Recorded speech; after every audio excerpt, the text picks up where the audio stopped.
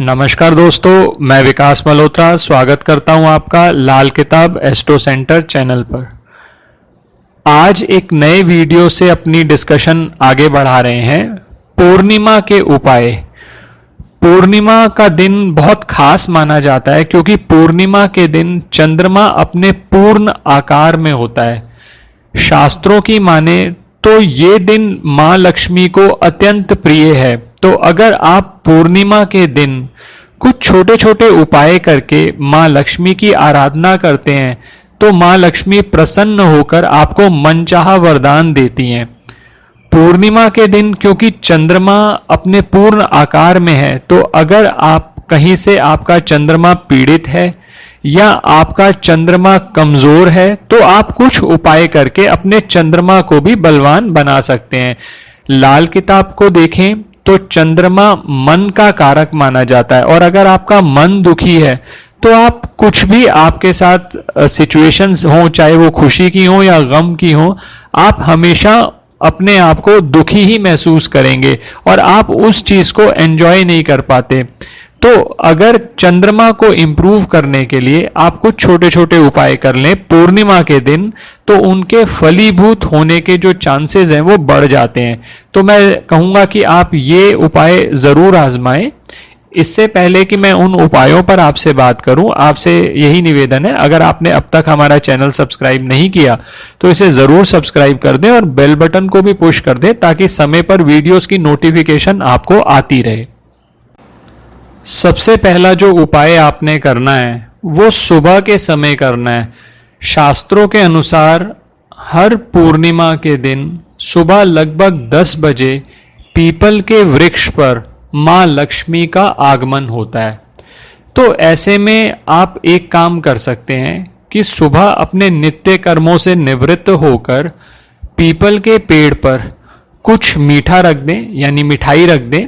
उसके साथ मीठा जल अर्पण करके धूप जलाकर मां लक्ष्मी का पूजन करें और माता लक्ष्मी से प्रार्थना करें कि वो आपके घर पर निवास करें।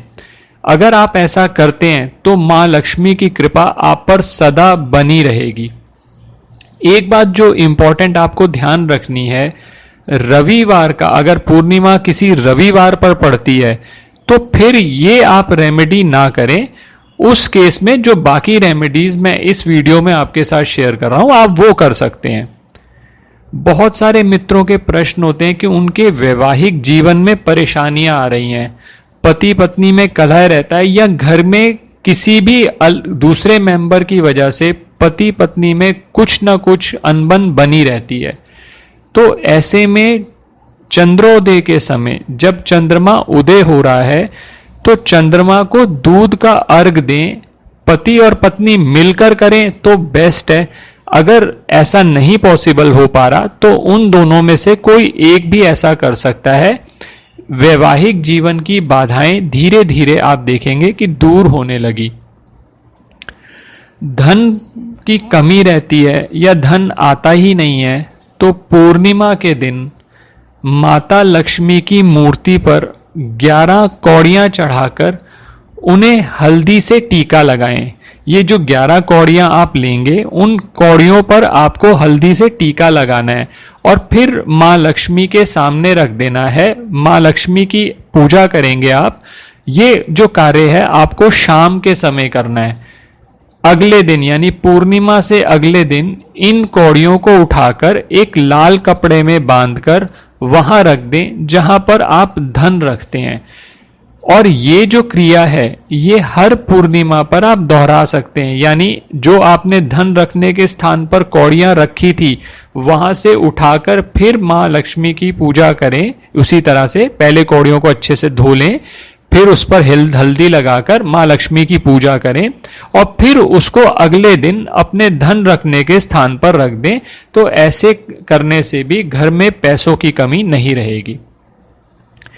एक और बहुत जरूरी जो आपको करना है, पूर्णिमा के दिन चंद्रोदय के समय चंद्रमा को कच्चे दूध में चीनी और चावल मिलाकर आपको अर्घ देना है और अर्घ देते हुए एक मंत्र का जाप आप करें। ये मंत्र आपकी स्क्रीन पर भी आ रहा है, बहुत सिंपल मंत्र है। जब तक आप अर्घ देते रहेंगे आप इस मंत्र का जाप कर लें। ओम ऐं क्लीं सोमाय नमः। इस मंत्र का जाप अर्घ देते हुए आप करते रहें। इससे भी आपके घर में जो आर्थिक समस्याएं आ रही हैं या कर्ज बढ़ता जा रहा है वो आपका दूर होगा। पूर्णिमा की रात में चंद्र अपने पूरे आकार में होता है, तो ऐसे में रात के समय 15 से 20 मिनट तक आप चंद्रमा के ऊपर अगर त्राटक करते हैं यानी चंद्रमा को लगातार देखते रहते हैं तो आपके नेत्रों की ज्योति तेज होती है। और पूर्णिमा की रात में ऐसा अगर आप लगातार अभ्यास करते चले जाएंगे तो बहुत हद तक आपकी नेत्रों से संबंधित जो प्रॉब्लम्स हैं वो भी कम होती चली जाएंगी।